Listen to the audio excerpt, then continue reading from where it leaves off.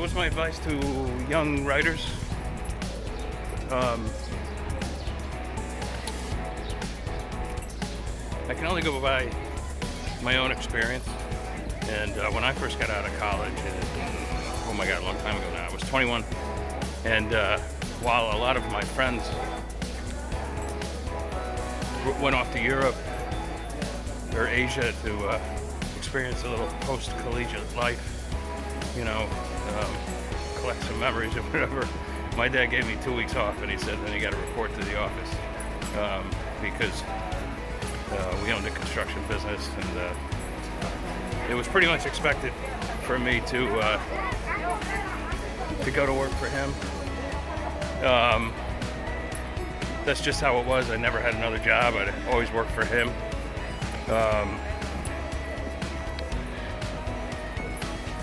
So that's what I did.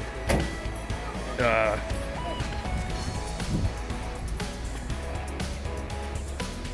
went to work and really disliked it.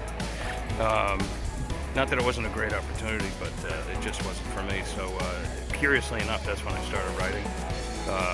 Actually, I started reading more than writing, and that's some of the best advice I can give to young writers is read all you can. Read what you want to read. Read the genre you want to read, because if you don't enjoy it, you're not going to get much from it. Yeah, read some classics too. Maybe reread some classics that they made you read in high school and college, because you benefit from that too. And then just start writing. And write as much as you can, because it's going to be all crap at first. Unless you're some sort of genius. No, even Hemingway stuff at first sucked, right? You just gotta write as much as possible. Try to get it out there. I spoke about writing for free earlier on, and how wrong it is. But when you're first starting out, there's nothing wrong with giving a story or two over to some like Fred's magazine or something like that. Just in that case, exposure is a good thing, but don't make a habit of it once you get really good. Write as much as you can. Keep your life as simple as it can. If you gotta, you'll probably have to work like a simple job, like a waiter, or who knows, McDonald's. You might even want to go to writing school or go to journalism school, and maybe even though journalism is very much a dying occupation, at least the newspaper business is a dying occupation. There's still a need for some newspaper workers and things like that, and that's how I ended up starting out. I ended up being a sports stringer for the local newspaper up in Albany, and I also freelanced a bunch of different types of stories from them, everything from book reviews to fly fishing articles, stuff like that. You could do that back then because they had a lot of space to fill.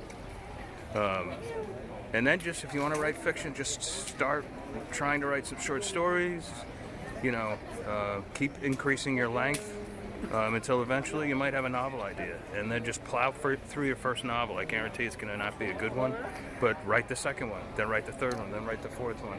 And soon enough, you might have something that's sellable. Get it out to an agent and get it sold. That's pretty much it. It all sounds really easy, but some of the process for some can take 10 to 20 years.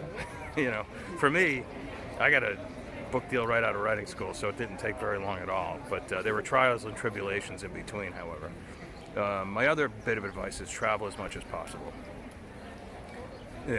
In a normal year, I'm gone 3 months out of the year. It's hard to maintain relationships when you do that, but it's worth it. Learn to like yourself, live with yourself. I always say this: don't get married. But that's just, this isn't marital advice. This isn't relationship advice. This is just, for entertainment purposes only. But I've been married twice, so and divorced twice. But do whatever suits you best. But in my opinion, no one ever really hung around the suburbs 24/7 and wrote good material. At least it doesn't work for me. So I need to get out and see life and experience things.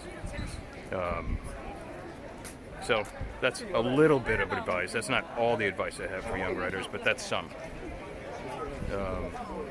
Get out there, travel, write as much as you can, read as much as you can. That's still how I live my life, and that's how I'll continue to. Ciao, ciao.